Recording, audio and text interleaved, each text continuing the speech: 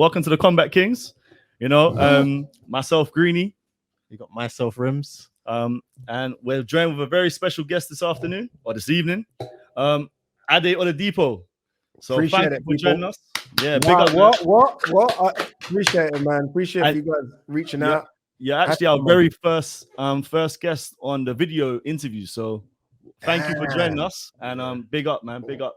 Nah, thanks for having me, guys, man. It's good. Obviously, you reached out to me a couple of weeks ago. And it's funny, I was in Nigeria and I was like, you know what, we're doing this. I want to get back. I'm doing this. And we had to make it happen. It's funny because I was on your Instagram page about 2 hours ago. I didn't realize how much content you guys have put out. Oh yeah, it's crazy. I didn't even know the live watch-alongs. So what you guys are doing is honestly, it's sensational. So well done. Honestly, well done with the setup, everything. This ain't easy. It's not like you've got this big sponsor that's paying for everything. This is off your own back. Yeah, wish. Yeah. Well, hopefully the sponsors might come one day, but yeah, everything's out of our pocket at the moment. But no, appreciate the love, man. Appreciate that for sure. And like I said, massive thank you for coming on because, like you said, we reached out to you on the back of your aerial interview. Yeah. Because, like, to us, you're kind of like the UK aerial right now. So that's crazy. Big up to you, man. That's crazy. That's crazy. But it's funny because obviously you saw the message that I reached out to Ariel like 3 years ago. Yeah. I'm like, please, you know, and you just don't know how the world works. I must have showed because funny because my ex at the time, she always used to watch Ariel's setup and she's like, why don't you do this? And I'm like, it's not that easy to do this. So when I sent her a video of me and Ariel working together, she was like, oh my God. Like, so you just never know how the world works. I never thought I'd work with Ariel, let alone talk to him. So you just don't know how it works, man. So you just got to keep on grinding and what will come to you will come to you. For sure, man. Serious. For sure. All right, let's get into some questions. So my first question is going to be kind of when did you realize that sports reporting was for you? Because you've been around the game for a while now, but when did you first realize that it was for you? Bro, like my friend had a boxing channel, Boxing Talk, we called it. It was random. It was so bad. We used to film with a camera on the MacBook. So we didn't have a camera. It was the camera on the MacBook that we used to film with. But then someone must have reached out and said, like a channel reached out. You know, one of them Sky channels, like 472, like it's nothing. And they reached out and said, oh, can I come down to their studio and talk about, I think it might have been McGregor. It might have been either Pacquiao Mayweather or McGregor Mayweather. I can't remember. Okay. And I was like, what, me? Come down? I'll come down now. And they're like, yeah, we'll pay for your taxi. I'm like, what?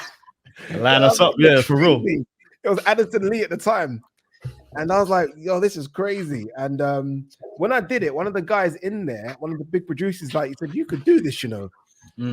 But in my head, I was thinking, I got to go to work. I was like, I didn't really take him seriously.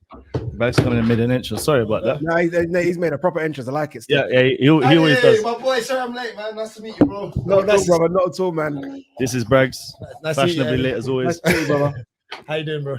You know, sorry, not bad. So look, yeah. So when that producer must have said, like, yeah, there's something about you, the way you talk, blah blah blah, and I'm like, you know, he's crazy. I didn't do the uni thing. College was a write-off, so I was like, it can't be talking about me. Yeah. And then they called me back and said, like, can you do it? And at the time, it was like free. I obviously wasn't getting paid. But it was like, you know, can you come and do it again next week? And I was like, what? So I must have told my missus, like, yo, there might be something in this, you know. They've asked me to come back again. And then she must have said, like, let's go to Nigeria. Like, we had a little furniture business where we used to make chairs like this. Okay. And she was like, let's go to Nigeria and start this whole business. And I'm like, fuck, man, I've just started to get a couple of calls for this TV thing. But then when I was in Nigeria, to be fair, she started helping me, like, put little reels together of some of the work I'd done in the UK and send to all these things in Africa. And obviously, if you're English speaking in Africa, you kind of get a little advantage. So I got reached out. I must have reached out to a company in South Africa, and they were like, "Yeah, come." But this is how dumb I was at the time. I didn't realize Nigeria to South Africa was so far. Nowhere near. I swear to God, bro. I was like, "Yeah, I'm sure, 100% I'm coming." And then I was like, "Yo, this is a 6-hour flight away." Yeah, that's a journey right there. But the guy paid for my flight. He's like, "You know, we want you to come. We want you to like do some stuff for us." And that's kind of how it started. It's so random, but that's kind of how it started. I started doing their monthly boxing show, and we used to go all over Africa, like Ghana, Namibia, Zimbabwe, and I started to be their commentator, which I can't even really do, but I just tried it. It's like to be their boxing commentator. Give you a hand at it, yeah, of course. Bro, sometimes you got to try anything. So I've done that for like 100%. 2 years, and that's kind of how it all started, bro. It's just so random, but that's how it all started. Okay, cool. So in terms of like your career so far, who's been your favorite person to interview? Wow. I know you chopped it up with AJ recently, and AJ obviously must be special, but anyone else that stands out? AJ was definitely special just because for us, man, obviously AJ is like the guy in it. When we was coming through it, like look at AJ. So especially a few years ago. I mean, we've been a little bit critical of AJ. Now you gotta be more recently. You gotta be critical. Like even I've been, and it's funny because now that I've been a bit more critical, it's a bit awkward now when they say go and interview him. I'm like, shit, I hope he hasn't seen that video. That's how we all feel when we said something more critical about someone. That's how I think we all feel. Tough, bro, for me, especially me doing the YouTube now, and now it's got a bit bigger. You people do watch it, and I don't even realize. So I'd be saying some crazy stuff like this, like Conor Ben. Conor Ben must have tried to pull up on me. Katie Taylor's like, yeah, Ade, can I have a quick word with you, and I'm like, what's going on? He's like, nah, what you said. It's like, come on, man. Like, what am I supposed to do? But you know what? Yeah, I feel as long as you're keeping it truthful and you're not being too rude or like trying to belittle them too much, they have to just take it on the chest, because at the end of the day, they're there to entertain the masses. So at the end of the day, people are gonna have something to say. 100%. Don't you also believe that we're media? So media is here to give you judgment, critiques, and we live in a world now where it's so hard to get a perfect. Even if you have a perfect fight in any sport, there's something always to critique someone on. I think this is the way we live now, so it's just so hard, you know. But people take it a lot personal. Yeah, they do. Like people come at me on online. I remember when it first started, you're like, yo, because you want to try and please everyone. You want to like want to please everyone. But it's difficult because I started this channel and I used to say whatever. I didn't care. But then when you're around the boxers, you realize you can't. I work in it now, so I can't be like I used to be. But for sure. But back to the question, I think probably my favorite, probably Eubank Jr., you know. Oh, really? Okay. Yeah, maybe Eubank Jr. or Bivol. Obviously, you got the little Bivol jacket there. Yeah, I see you got the Bivol jacket there. But that story there, crazy. Yeah. But Bivol's 30. He's certified. Yeah, but he's certified. He's crazy. He's like he's not real Eubank Jr. It's like he speaks in riddles, but when you get him outside the camera, he's quite a funny guy. He's crazy. I can imagine him being funny, man. He has his own personality. Don't you feel like he's always had his own personality? He's just mad. Like he glides when he walks. It's like he's not even serious. But we've got a same friend, a mutual friend in Dubai, and when Eubank Jr. is in Dubai, he's a different person. Like I saw him. He was at Ryan Garcia's after party after the Tank fight, and I was like, "Yo, what are you doing here?" And you just see him in there, just having fun. I'm like, "Look at you." So enjoying life. Yeah, just enjoying life, bruv. Enjoying life. No, fair. Would you still say that boxing is your favorite sport to commentate on or to speak about? Ooh, it's like because I know you're a big football guy. Football guy, and I love athletics as well. I've always loved athletics from darts too, right? Darts, bruv. You know what it is? My dad, darts is a weird one. Like my dad growing up, we didn't spend too much time with each other, but I remember him just always watching darts and snooker. Darts and snooker. Are you a Phil Taylor fan? Phil Power Taylor fan. Or you're Barney? Are you a Barney? No, you know, I started to turn to Barney. I started to go to Raymond Barney. See, I know all the sports as well. Yeah, so you no. Phil, man, you gotta go with Phil the Power. Yeah, that's Phil Power. You know when someone just keeps on winning, I just wanted him to lose. I'm lose now. So, but I think boxing, you know, is when you go to those big boxing events, there's that feeling in your stomach, even not just boxing, even MMA, when you know this is going to be like something special, like, yo, this is going to be crazy. Like, I don't think football doesn't give me that the same as a big boxing event will do, or a big MMA fight. Like, imagine we got not now, but 2 years ago, we got Izzy John Jones at light heavyweight. The butterflies. Imagine the feeling of the butterflies when Izzy was unbeaten and John Jones coming out of retirement. Fuck yeah. Ooh, that was a fight that we should have had, man. On that one would have been sensational. And football doesn't, you get it sometimes when it's a big one. Liverpool, Man City, Liverpool, United, Arsenal, whatever, but not enough. But can I ask you? One gives you something.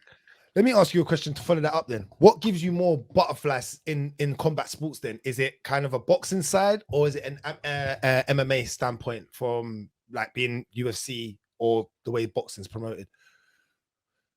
Boxing, you know, for a couple of years, I have to be honest, MMA kind of pulled me in a little bit, like, because it was just, Dana was just giving us everything. Yeah. He was giving us everything. And it wasn't even Dana. Like, I can go, like, I used to watch, growing up, I was watching Pride. And then I started to watch Bellator. Glory. Yeah. So we watched some old Pride ones. And it's like, geez, you got a lot. But recently, boxing started to give us a bit back again. Yeah, It's like post-COVID, that. we were saying that the other Finally, you're day. giving us stuff. So, Yeah. and funny, I look at MMA actually, and I'm like, even the card this weekend, UFC 289, Yeah.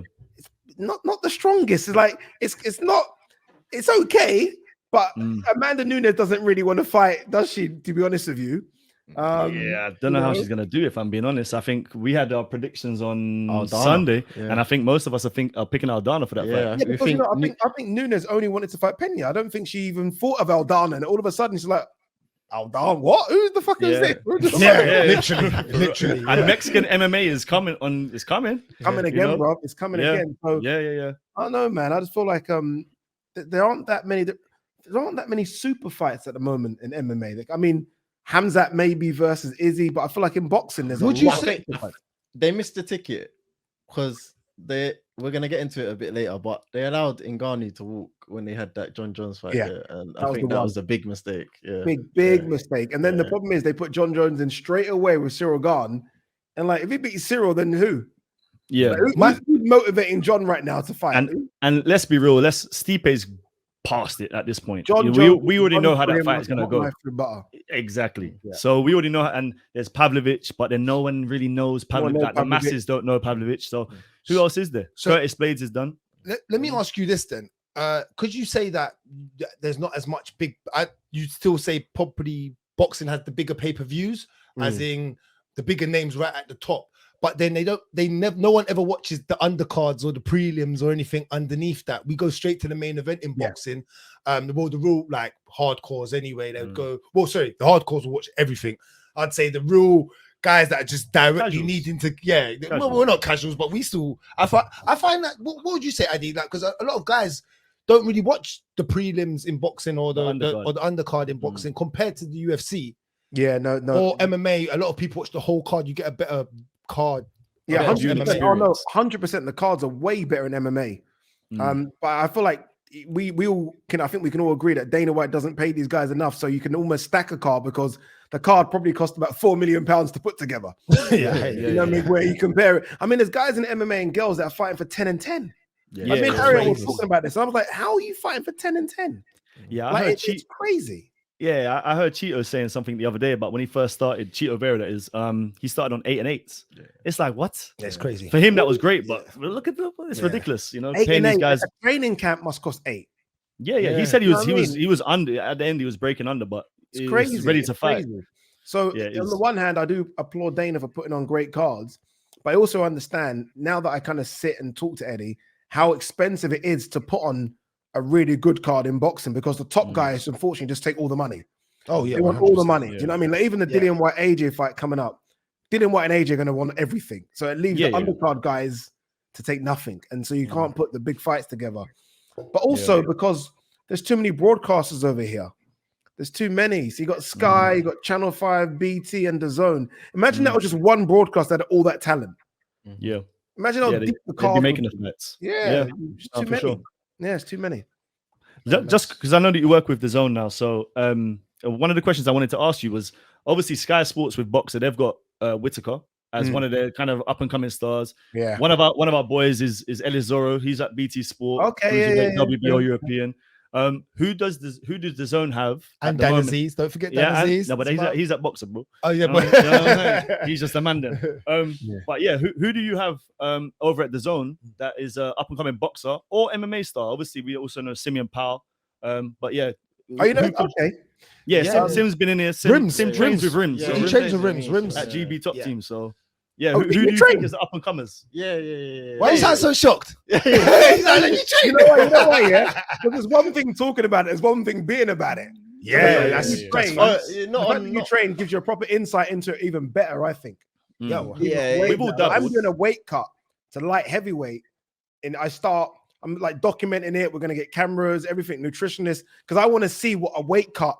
You know, I always talk about guys can't make weight. I want to say, okay, let's see what it's like to cut weight, because I feel like I need to be in it a bit more. Yeah, that's actually That's mad. interesting. Yeah. That's not something I've done, because I trained, but I haven't actually fought yet. So Not yet, fought MMA but, anyway. yeah, I haven't fought in Yet. MMA. Yeah. I've done Yeah, jiu-jitsu comps and whatnot, but yeah, Boxing. just day to day seeing what these guys go through, it just gives you more of an appreciation This is it. for what they do. Yeah. You know, back to the question about who did the zone have. This is actually a proper question, because I feel like in terms of that guy that's like, or even a girl that's like 10, 11 and 0, like the next superstar, I think they're struggling. I think it's quite thin. Like, I think they had Gary Cully on the weekend, who I thought was going to be that guy. I thought, everything about him just reminded me of McGregor. The way he spoke, kind of that swag about him, and then he got started like, geez, that was a star. And it's funny, Conor McGregor was ringside. He was livid. He must have banged the apron. He's like, Eddie, why have you fucking put that guy in with that guy? See And that? Eddie was like, well, that guy wasn't that good. Like, It's a little bit like little bit like Paddy. Yeah. You know, Yeah. I know he beat Gordon, but did he really? Do you know what I mean? Yeah. So No. it's like simple, no, you know. I don't think he did. Yeah, But so it's it's the story hype, there. though. It's the hype that can help you in it. Like you also know that if you've got a clean record and you've got a hype behind you, everyone's gonna look over to the so-called judges or the promoter if that guy doesn't make it through. You know how it works in this thing a little bit. 100%, man, 100%. But I mean, there's a few, but there's few with question marks, like cruiserweight Jordan Thompson. But there's question marks there for me with Jordan Thompson. Conor Ben was the one. He was that guy. He was that guy because he looks the part, he talks the part. Obviously, got the big name behind him, and you felt like, oh my god, he could be that guy. And all of a sudden, there's now a big question mark and a red flag with Conor. So, look, Dazn and Matchroom need to find the next stars. They need to find them, man. Quick time. I think they've got a guy in America called Pacheco that I really like, super middleweight, who actually fought on a card over here recently. He's good. They're talking about him fighting Edgar Berlanga soon. But when you speak to Eddie, though, Eddie's got so many of the top people. It's almost like this is like Premier League football. Like we're not trying to. We only want the top ones. We don't. We're not trying to find the guys coming up. We want just elite right now. And that goes back to the cards. That's why the undercard is not great. But another question to you then is MMA producing more stars now with what Dana's doing in the setup than what boxing's now producing, because the fights, I know we've had a good 2023, but originally the way the fights take long to get put together and the way the promoters always clash in boxing, do you feel like there's more stars rising, like Kobe Covington, even though he hasn't got a belt, people are starting to know his name outside of which is true. You're starting to get a lot of people outside of the UFC, well, not outside, but not in title contention, but they're starting to become stars. Do you think that's I don't know, you know, with MMA. Okay, let's focus on UFC as opposed to MMA. I'm not quite sure of the UFC, you know, in terms of stars right now. Like, again, when I was speaking to Ariel, because I thought let's just have a conversation about who are the stars. Like, you go back 5 years ago, and it would have been Conor, it would have been John Jones, Ron was still kind of just there. Khabib was coming through. You literally had people, the Diaz brothers, you had people that could move the needle. Like, what? Now I look at it, and I love Leon Edwards. Leon Edwards is my guy. I love him. Love Leon Edwards. Love Leon Edwards. I don't know if Leon Edwards is going to do 1 million pay-per-view buys. I'm not quite sure if he's going to be that guy, because he's not. He doesn't really. Unfortunately, unfortunately not, right? Islam Makhachev, I don't know if he's going to be that guy. In Dubai. Russia. Depends Maybe on where he goes. Maybe. Volkanovski 145. Maybe. Nah, he's not that guy. You know what I mean? So it's guy. not what it's not what it once was in terms of, and even the ladies' side. I mean, before you had Joanna Jędrzejczyk, who could move the needle a little bit. Amanda was starching people. Holly Holmes, even Holly Holmes. Holly Holmes, Keisha Tate. What's that girl? Rose Namajunas. Rose Namajunas. Yeah. So I'm looking around right now. L's and there you go. You look around, like we just mentioned, the heavyweight division dead. Yeah. Let's be honest, ain't great right now. Alex Pereira could be interesting in the light heavyweight division. Yeah. Izzy's almost having to go round again in the middleweight division because there's no one really coming through. So what do you think about the Izzy Duplessis fight? Of being an African man yourself? That was weird when Duplessis. Hey, dude, it's kind of crazy to see how Duplessis moves the needle. He moves the needle a little bit like Kobe. Like, Yeah, it's you like know, that I weird think that's vibes. the angle he's playing as well. 100%. Because when a white South African says it, you're like, yo, what are you talking about? Even I was offended. Bro, and Izzy's very African. Like when Izzy does, he speaks in Yoruba, like he'd always speak it. Although he's brought up in New Zealand, Nigerian. that boy is fully Nigerian. Nigerian 100%. boy. Yeah, You can't take the Nigerian out of a young man. And I said, what did I say to him when I interviewed him? I can't remember. I said, what do you think of when I say goat? I thought he was going to name a person. He says suya, like a goat. Like a meat. So I don't know. I don't think there's much in MMA right now either. You know, honestly. I mean, Aljamain versus Sean O'Malley. Yeah. What do you? So we spoke about this recently. If Aljo beats Sugar, because I think that Aljo, I love Aljo. I think Aljo's on the edge of stardom right now. And I think that Sugar fight tips him over the edge if he beats Sugar, which I think he does quite convincingly, hopefully. Ragdoll. Yeah, I think that will happen. And I think that could possibly tip him over the edge in terms of stardom. Yeah, maybe you need that kind of guy that's going to come in and sell it. And Aljo, Sean, will sell it. He'll come in, he'll sell it. And if he beats him, and it's a quick turnaround as well, it's almost like Highlander. You take the power and you chop their heads off. I like that. And, you know, I'd love Aljo to even try and go up to 145 because he's a big 135er. And maybe you do what Volkanovski does. You lose. Volkanovski hasn't lost his power. Still pound for pound, top 2 or 3. You challenge Volkov. You say, look, let's roll it. Let's go for it. Let's do it. And he try possibly a double champ if he does as well. If he beats Sugar, I don't think Aljo gets that respect, and I don't think he ever will. I don't think Dana White really likes him. I don't think he gets pushed. Yeah, like Leon. I think he's in the same. I said it last time. I screamed out like, why don't Jamaicans get respect in the UFC for some weird reason? It's not the African champs, it's the Jamaican champs for some reason. It's crazy. We could just say the black champs. I know John Jones gets a lot and Izzy gets a lot, but I think Izzy's created it himself. Yeah, how did you have 3 African UFC champions at the time? You didn't do no event in Africa, not even a conversation, and you had 3 massive UFC like from Ngannou, Usman, and Adesanya. Those were your stars. Champs. And you know why? Talk about UFC Africa. I think you know why, Ade, it's because I think they would have had to invest so much money in Africa, which I still think they're planning to do, but they're trying to do it in a smart way where they don't want to lose too much money. That's how the UFC seem like they go about business, where everything else in Australia is kind of set up, or Singapore set up, China set up. They just have to go in with finding a stadium and finding what they like. With Africa, they're going to have to literally build it from the foundation up. Dana talk about having a UFC institute in there, like in Africa, like he wants to put one in Mexico. So I think that's the reason why it's a bit. You're right though, but sometimes it's not like they're broke. The Wolves aren't the bailiffs are not knocking, are they? Definitely. So even if you invest 15, 20 million, you had the champions at the time that would have sold it easily. They'd have made that money back in the heart. They would have made that money just like that. Like, Kamaru Usman actually does events in Africa. I've been to one. I went to the one about a year ago. It's a smaller one in a big hotel in Nigeria. So, yes, you couldn't do it there, but there's already a big MMA kind of fan base there already. It's a massive market there. Massive. And these guys just need to see their heroes in the flesh, and then it's just bang. It just blossoms again. It will take off. Yeah. Imagine how many Dagestani fighters have watched Khabib and want to be the next Khabib. Millions. Even down to Shamaev. Even down to Hamza. I kill everybody. He took another approach. He's fantastic. He's fantastic. He's one of my favorite fighters. He's someone that moves the needle. He moves the needle. He moves the needle. Yeah. He's like, I love Izzy, but mate. I told you that. I told you he's not that. It's that wrestling, right? I told you he's not that. I know as much as I love it, but it's the wrestling, isn't it? I feel like he could just literally grab Izzy and just throw him, and Izzy ain't getting up. He ain't getting up. I told this guy. This guy gets upset. Rimz gets upset about it. So you talk to Rimz. I would love Izzy as a Nigerian. I want Izzy to the way in which he just ragdolls people. But then again, Gilbert Burns, but then Izzy has no ground game. Whereas Gilbert Burns had some ground game. So if he gets on the ground, Izzy is fucked, bro. Have you seen what Izzy done with Logan Paul? He's got ground game. Against Logan Paul.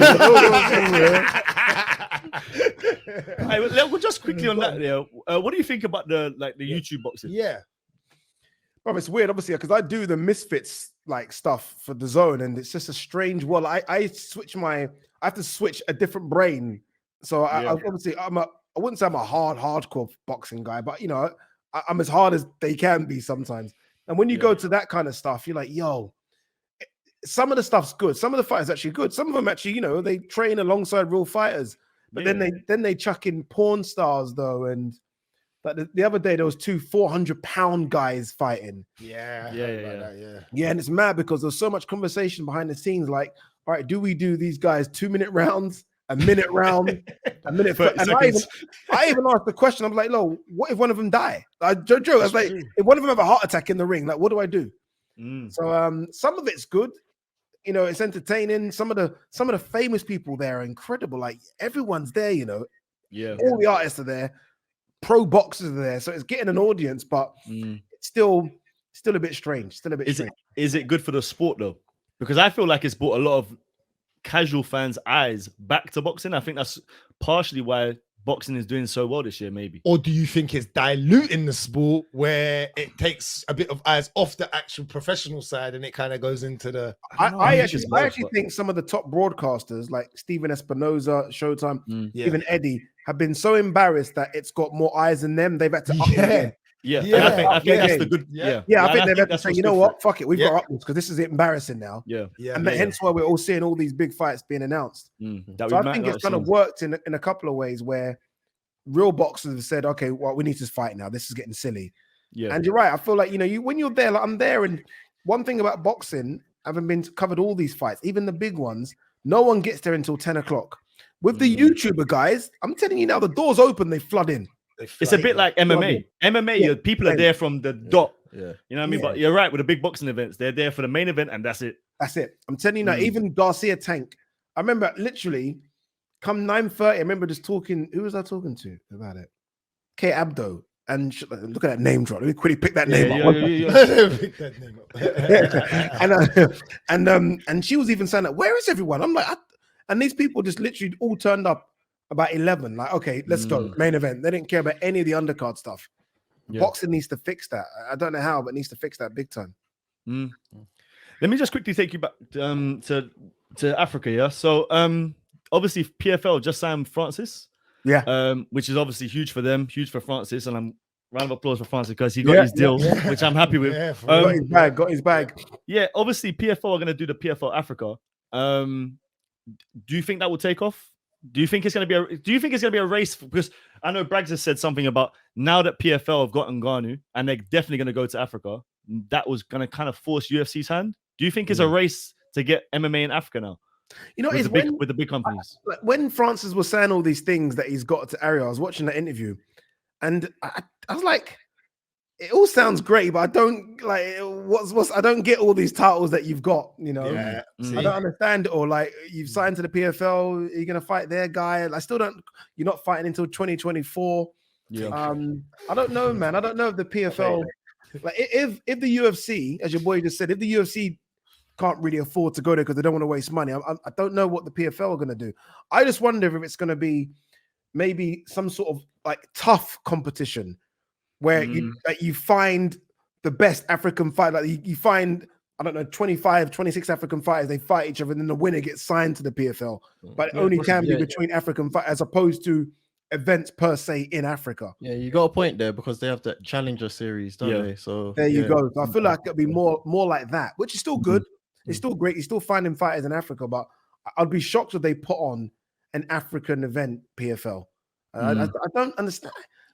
He's got his bag, but has he got his bag? I don't know. This Ngannou thing's a bit strange. No, he hasn't. Not in my opinion. I've already said that. I think he done it, but I think he still lost out because I still feel like he was still fresh in the MMA world. Yeah, he had great highlight reels and knockouts, but we really did want to see the John Jones fight, and that would have probably separated him. If he managed to knock out John Jones, his leverage would have been so much higher.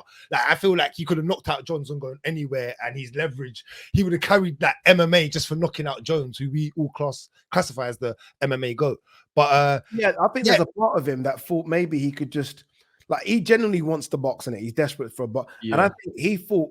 And I love Ngannou. I love him, but I think he thought his star power was so big that literally fight any of the guys, and it's not really happened, has it? None of them have called him out really. So, whereas obviously he's not Conor, is he? Like when Conor fought Floyd, yeah, he isn't that. And maybe I think there's a part of Ngannou that thought he was that a little bit.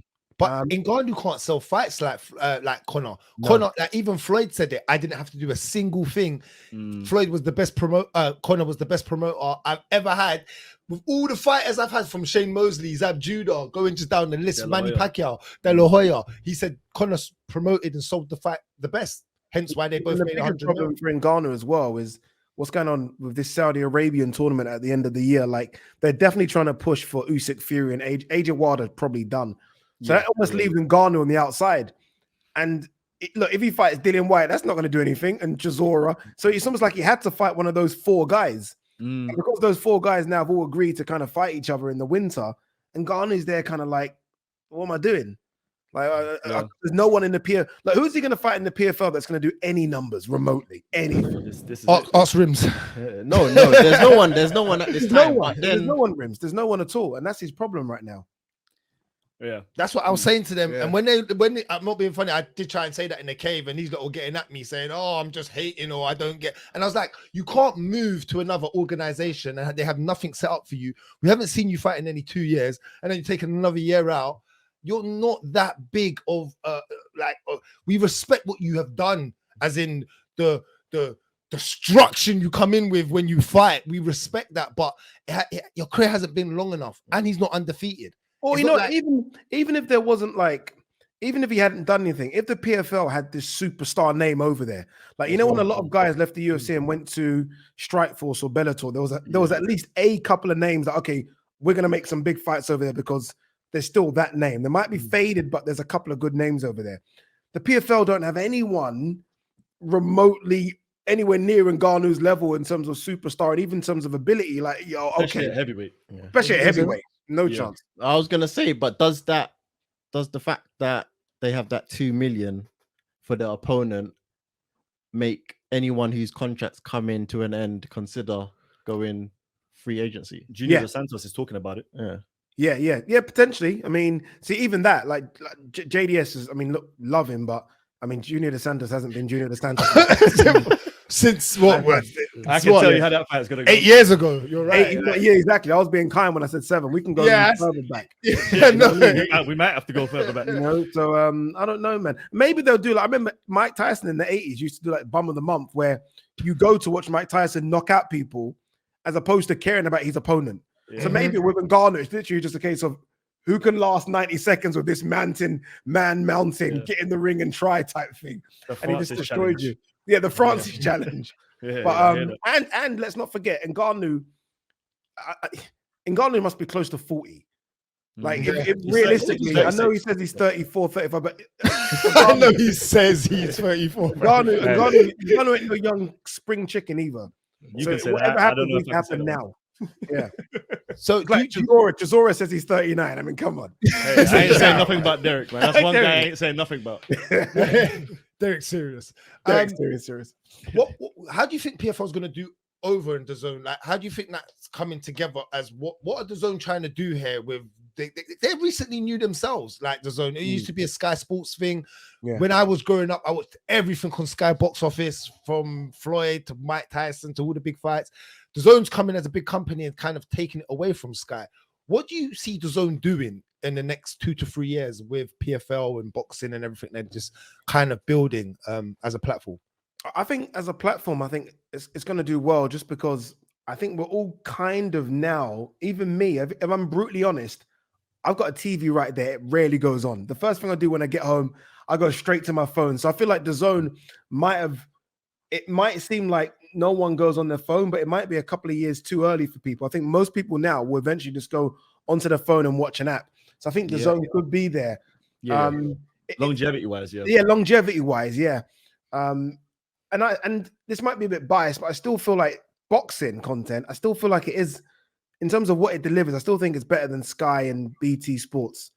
I think Sky have done some really good shows this year in the last 12 months. Like Savannah, Clarissa was good. Yeah. Even Amir Khan, Brooke was a good one, just for the old school. Yeah. But they even struggle a little bit as well. I don't know. I feel like DAZN are doing all right. I thought when Dazn first came, I thought it was going to destroy everyone. I honestly, I thought there's going to be no more Sky. It's going to sign all the BT Sports boxers. I agree with that. Man. So I was like, so when all these people started leaving, I remember telling Eddie, like, what's going on, bruv? Why are all these fighters leaving? I thought we like, if you told me Clarissa versus Savannah was going to be on Sky, I'd have said you're a liar. It's going to be on DAZN. Amir Khanbrook, I said it's going to be on DAZN. So I thought they were going to sweep the market. And I think even Eddie maybe came in a bit arrogant in the UK and America. He thought he was going to take over America and the UK. But I don't know, man. I feel like last few months have been okay. Look, and I think it's going to get better, but ain't going to be easy. Boxer have got deep pockets. Yeah, they have. I mean, but the thing, it hasn't worked out well for them with Lawrence, though. You know, Lawrence Okoli. Lawrence Okoli and Boatsi didn't work out well at all. Yeah, because the hype of signing both of them and then how they both delivered. Like Eddie must be like, Boatsi's still there, but he's rubbing his hands. No, they dodged the bullet with that one for sure. Dodged a big bullet, man. And Boatsi's my guy, but I think Boatsi's even maybe said I kind of digged them a little bit and I didn't, but I thought Boatsi would have been a bit further ahead than where he is now. Like I thought Boatsi would have 100% fought for a world title, win or lose. Like, win or lose, I thought he would have fought for a world title by now. I heard that he's going to fight Dan Aziz, or they're trying to get that to happen. No, I think Dan might be locked in something else at the moment, but that's definitely a fight for the future. That's what they're trying to make happen. But Dan Aziz seems like he's got more hype than Boatsi, and I thought Boatsi would have got the hype before Dan Aziz. Yeah, man. No, I like Dan Aziz a lot. That's my guy. Yeah, he went Dan to Aziz school. is everywhere, man. Yeah, like Dan Aziz, man. Dan Aziz is the kind of guy. Have gloves, will fight, will travel. Yeah, 100%. Old school shorts and little small shorts. That's Dan Lucian, Aziz man. just wants to fight.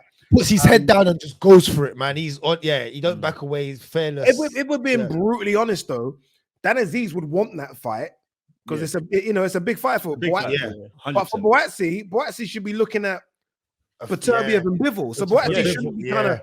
I feel bad saying look backwards, but you know what I mean. He shouldn't be looking at Dan Aziz. He should be looking for the big boys. The problem is after that last performance, it's difficult to sell those fights.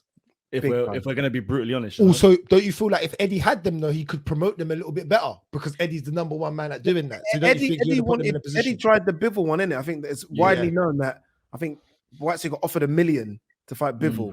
He turned it down. Turned it down. Maybe I don't know. Maybe wanted a bit more. I think he said something along the lines of, "I would have signed, but if I signed to fight, basically if I fought him, Eddie would have put me in a 5-fight deal or something like that." Yeah. And he didn't want to be in it, but sometimes you got to take that, bro.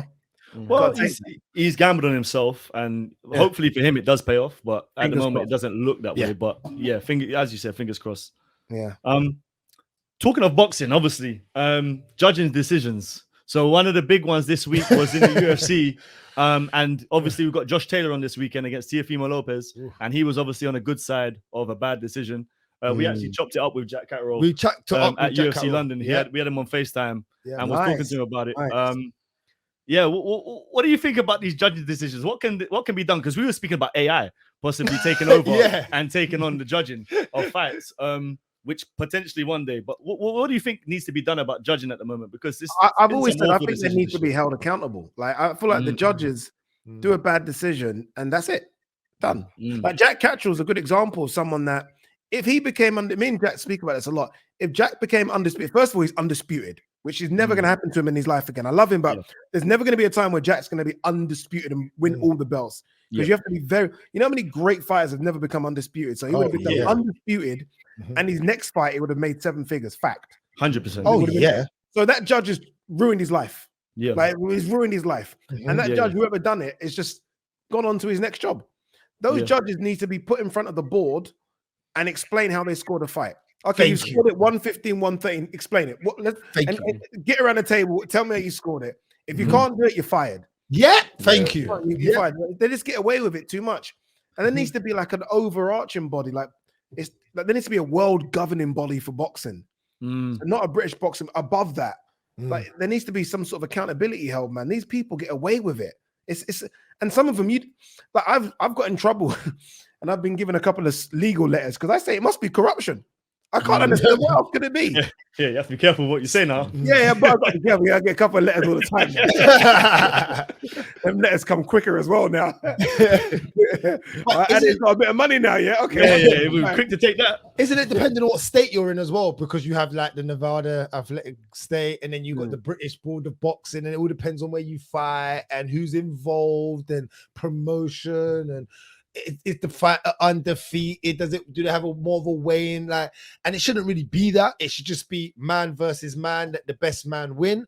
But yeah, with so much money, I think so much money being involved in the sport creates a lot of tension, I'd say. It's wild, wild west boxing. Yeah. It's the most like unruly sport there is. And now like, I've covered it from the outside, like what you guys do, and now I'm on the inside. You're like, gee, this sport crazy. Like, honestly, you're like, this is a crazy sport. Like, you can kind of do what you want to do in the sport. There are some obviously rules and regulations, but I mean, you still got promoters like Don King flying around. Man. You're seeing promoters argue with each other online. Don King, you know. It's just a crazy sport. That's why it needs a world governing body. It needs a world governing body. It's a sport. Even when you look at the British Boxing Board of Control, it just seems like all those people have had those jobs for like 50 years. Yes, forever. This is the problem with boxing over here, for sure. But do you think like more judges is the answer? Do you think, like you said, accountability, obviously, but what about like judges having to give interviews after they've done their judging? Like, something needs to change, man, because it's so poor at the moment. It's not just happening in boxing either. It happens in MMA. We just see it last weekend with Kai Car France versus Al-Bazi. Not that it was a complete robbery, even if it's a close fight. But the problem I think we have, I had anyway, is that what you just said. When you're ranked so high, it can cause a destruction in your whole career. Like it can literally cause that you're ranked second or third. Jack, that's what I'm saying. Excellent, and it destroyed him getting 7 figures. With the UFC, it's your pay as well.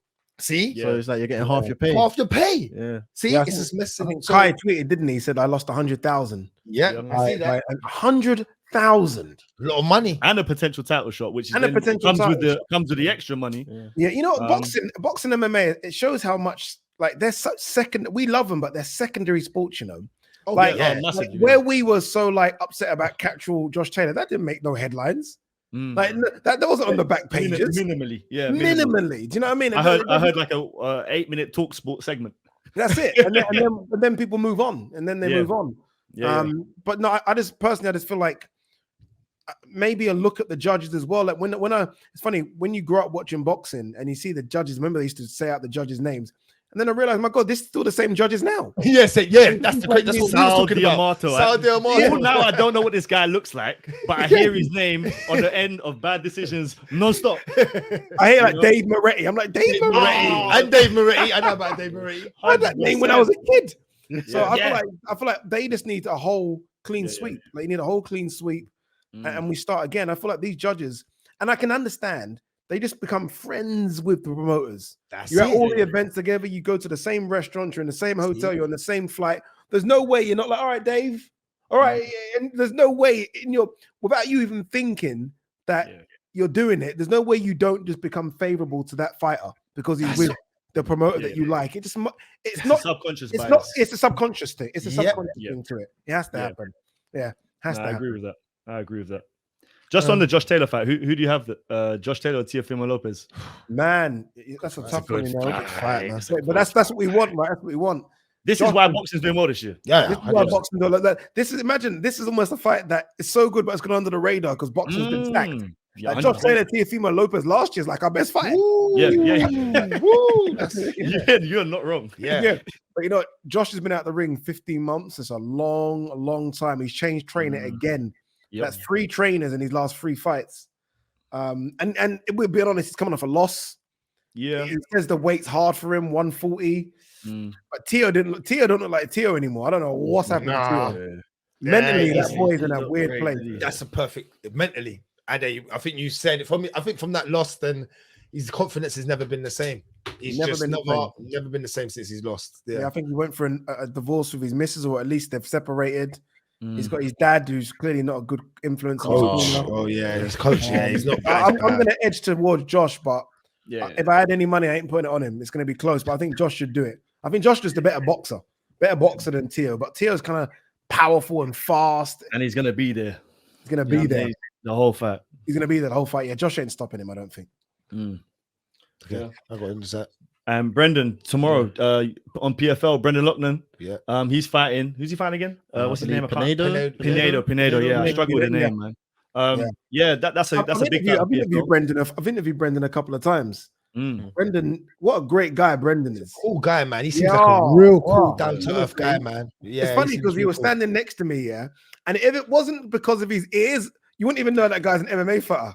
Nowadays, you gotta be so careful. You try run your mouth, check the ears first. Run your mouth, have a look at someone's ears. And it ain't like boxing. The MMA guys are the wrong guys to run into. But he alone shows the growth of PFL now, because a lot of people know who Brendan is. Whereas before, you'd have to think that he would have wanted and hoped to have gone into to the UFC, but now he's got that million that tucked away. Now he's looking for more money. So good luck to Brendan, man. And I think that's part of the reason why Dazn maybe even signed up with the PFL, because people like him, because they know they've got a guy there that talks well, looks good, promotes the sport well, maybe doesn't move the need. What it is? Not just yet. And I think the problem is, when everyone talks about moving the needle, we just think of Conor. The height of Floyd. Big people, Manny Pacquiao. We always think of the top. It's impossible to to be like Conor, that. Man. Conor's a one of one. Hey, that Conor's wild, bruh. When he came into the pub, like, it was a surreal moment. So he invited us down to the Black Forge pub, and I was like, "Yo, this is Conor." And by the way, that pub in the hood, like, it's not. It's serious. Yeah, it's in the hood. We were like driving. And I remember thinking, this area just turned a bit rough all of it. I was like, yo. All of a sudden. And I was like looking at the guy saying, you must have gone the wrong way, because we're going to Conor's pub. It's like, no, it's down the bottom. I was like, okay. So we get there anyway, and Conor's got like these 4 massive human beings outside the pub. But they know who we are, so we're going in. And Ariel's just setting up to interview Conor. So we're at the back. He's me, who is it? Tony Bellew, Eddie Hearn, and Barack. Ak and Barack. Yeah. And then surreal Conor comes in. I'm like, when you try and act cool, but deep down, you're like, butterflies. He's like, all right, lads. And I'm like, and he shook Tony's hand. That's it. David Diamante was there. He shook David, and I thought, fuck that, I'm putting my hand out. I know he doesn't know who I am. I need that. Touch greatness. Touch greatness. Bro, give me that hand. And he looked like he'd been enjoying himself. Put it that way. Yeah, he looks like he's been enjoying himself a lot lately. Too much, bro. Honestly, too much. I can't picture him fight. I know this Chandler fight's supposed to be coming up, but I just don't see how. At 205. Wow, you don't see him fighting again? Nah. Seriously? Bro, I thought, because we was speaking about this last week, where Conor is right now in his career. And I just, from what I'm seeing, him just out partying all the time and just being at all these events, are you really putting in the work to come back and make a great comeback? I just don't like. Just watching him closely that weekend, I'm like, nah, bro. Yeah, like, I would love to see it, because like, we all grew up with watching him and how incredible just he was on the mic, and he was good as well in the octagon. But I'm looking at him now, and I just don't think Conor. I think Conor's got too much self-pride to go out the way he's gone out. I don't think he will win the title again, and I'll get into that stage. But he's gonna have to have another reel before he leaves. There's gonna have to be another Conor moment where he's not on the opposite side of the Conor moment, like with Dust getting your leg broken. Like I said, that really ain't gonna be against Chandler. I think he beats Chandler personally. I think Chandler gasses. I think he's gonna wind up Chandler too much in this whole process before. And Chandler fights too wild for me. You know what it is about that winding up Chandler thing? They've all seen it before now. Like, he tried to do that as well, didn't he? With Poirier, and like Poirier's like, seen it. Poirier was even like, your jokes ain't the same anymore. And it hurt me when Poirier said that to him, like, your jokes ain't even hitting anymore. They've all seen the winder. Don't get me wrong, that little clip of when Conor says, you do what you're told, whatever, that was amazing. But I just don't think he's that guy anymore, man. I really don't. Back now, so yeah, I was like, where are these boys gone? Sorry about thankfully you're still recording. That's good. But Bragz was just saying that he still thinks that Conor's gonna beat Chandler. You don't think Conor has enough pride in him? You don't think he's that prideful man that's gonna try and make a statement on a I think he's prideful, but I think sometimes it just comes down to how you've been living your life. These guys at the very top level They don't muck about. And Conor, every time I see a picture of Conor, maybe it's Drinking. staying. He's drinking. And He's drinking. sometimes it looks like he's doing more stuff than drinking. Yeah. You know what I mean? And I just look at him. And Be careful now. You don't want to receive another one of them letters. boy, you gotta be careful. No, I'm talking about drinking coffee. You know. So I just don't know, man. I just feel like sometimes it's very difficult. Even the best MMA guys, that you look at the runs. John Jones is almost like an anomaly. Yeah, you don't have 10-year runs, He's like LeBron James. You're in and out in 5 years and you're done. Yeah. Look at Kamaru. I love Kamaru, but I can already see it's done now. It's done. It's done. And that was a solid 5 years. And now it's like, and Kamaru lives the life better than Conor. Oh, 100%. 100%. So I just don't see Conor even. He'll get ragdolled by some of these guys. Oh my god! Him against wrestling. Islam. Oh, the wrestling. The thing is, I know it's like a similar matchup to the Habib matchup, and he did decently well against Habib. But I think nowadays, and even that, what was that? 3 years ago, the Khabib fight. Yeah, maybe more. But he went into that fight with an injury. Remember, his foot was a bit. There's a bit. Nah, I'm not giving him an excuse because he was going to lose that anyway. I just feel from the style point. Look at all the matchups for him at 155, and he ain't going to make 155 anyway, seeing how big he was. Serious. And at 170, my God, those guys at 170 would pick him up and spear him. Yeah. And there's a lot of wrestlers at 170. 170, that welterweight, the wrestling that weight is. Yeah. And then naturally 170, they're coming down from 200. Conor looks like he's gone to the gym and bulked up. Yeah, it doesn't even, his physique doesn't even look right. Remember how he moved against Jose Aldo? This guy he was so loose, and he used to work with that movement coach, Ido Patel. Movement for him and just stretching. He's now. I remember when he called Cowboy Cerrone stiff as a board. Yeah. Conor now looks stiff as a board himself. You are what you say. You are what you say. Now he's become that guy that's stiff. And I'd rather him just live the life, enjoy your money, do whatever you want to do, go on your Lamborghini yacht, and just maybe leave this to the other younger guys. The younger man sport. Yeah. Okay. It's definitely a young man sport. All right, man. Yeah. No, that's it. Yeah, I think we're gonna wrap it up, man. We're gonna let you go. I just gonna say, Ade, man, thanks for coming along, coming like just on the actual podcast and breaking it down with us, giving us some info from the inside point. Because again, we're still doing it like you. We're the media from the outside, so to get it inside. The media for me, the media from the outside is the biggest media, man. It's I've been watching this weird because I've been watching a lot of these American media people, like former NBA stars and NFL stars, and they created their own space. And their faces are bigger than anything. Like bigger than anything. Like Draymond Green, he's a basketball player. Paul George. I'm a basketball player. So I'll be following all of that. Yeah. Oh, we should be talking a bit of basketball because I'm a big basketball fan. I'm big hoop fan. I'm thinking, you know what? Yeah, if Miami win tonight, and if they win tonight, bro, if they can, it's not even Jokic. You ain't gonna stop the Joker. You're not gonna stop him. He's gonna get points in the paint, free, whatever. Yeah. But if you can start to shut down the other players, I think Miami could take this game tonight. At home, I think Miami probably. I don't know, man. I still can't see Nuggets losing this series, man. I'm gonna be right. The problem for the NBA is if the Nuggets win this series, they're not gonna lose for the next 2-3 years. Yeah, because there's unless if the Nuggets win this series, I think we might see some crazy trades where teams just try to say, we need to re-up. Like imagine Nuggets are deep. Imagine Giannis fucking on the Warriors. Imagine they say, okay, you can take a few first round. Take Draymond. Take a couple first rounds. Take Draymond, a couple of first rounds. Take Clay. Jordan Poole. And we can just go. But they kind of done that when they done with the Kevin Durant situation. They done that already. Honestly, I think there'll be a few super teams if the Nuggets win because they're going to be Nuggets. Nuggets are so deep.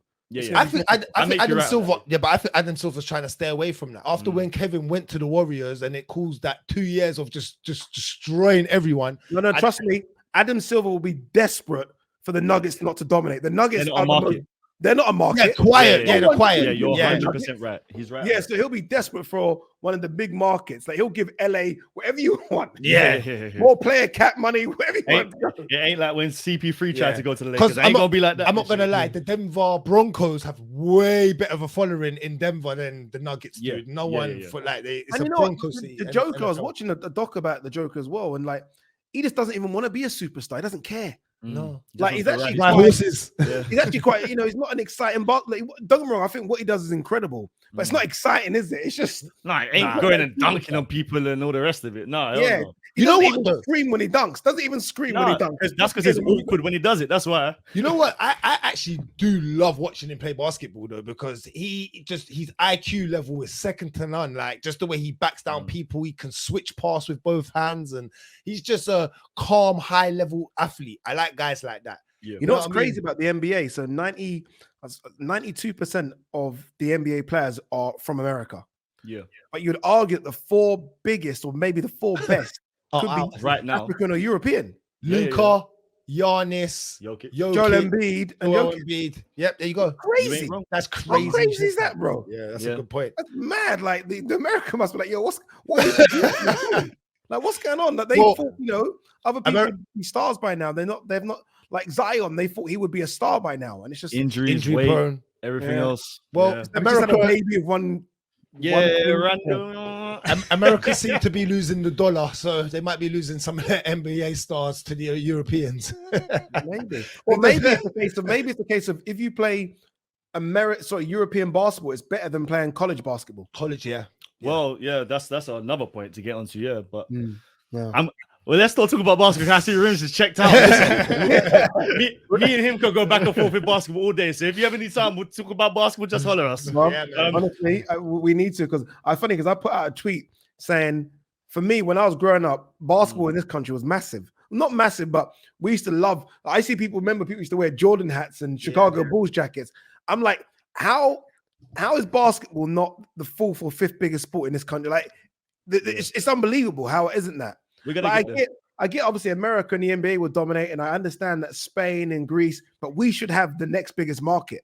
Yeah. And it's not that, and I don't understand why. So I'm actually working with someone to see what's going on with sort of basketball over here. Like why do we not have faded NBA stars come over and play their last year or so here and make some money? We have no media. We have no media. It's for not it even as that. well. It's the money hasn't been there, but it is coming. It's definitely coming. But you need media to make money. Yeah. I got one last question for you, Ade. You've been on our show, first guest on the video interviews. Who would you like to see us with next time out? But be careful because whoever you say, we want you to help us make it happen. So, any suggestions? I guess that comes. You're going to need some. You know who I think will be really good? You might have spoken to already because he's just got energy and he loves to do this type of stuff. Spencer Fearon. Okay. Yeah. Spencer Fearon's good. You about to help us out with that? Yeah. Spencer, I can sort Spencer. That's easy. That's why I said it as well. Easy work. But Spencer's just kind of. If Spencer says you're good, you kind of get that green tick of approval. Okay. Spencer's that guy. But let me know. Message me on DM. I'll send you my number and we can hopefully get Spencer on for you guys. Cool, brother. Thank you very much, man. Again, Massive appreciation, man. No Appreciate problem, you, man. Appreciate it. People. You too, man. Stay blessed, man. Have a lovely evening. Enjoy the Champions League final as well, man. Hell yes, I will. Yeah. They got to win the treble. Hell no. Hell no. As an Arsenal fan, they have to win because if they win, at least we can say we came second to the best team ever. You know, that's my philosophy. About that treble stuff as well. United fan. We're the first. Yeah. We're the first. This guy jumps on every bandwagon. This guy jumps on every bandwagon. I knew I had to leave. Have a good one, Ade.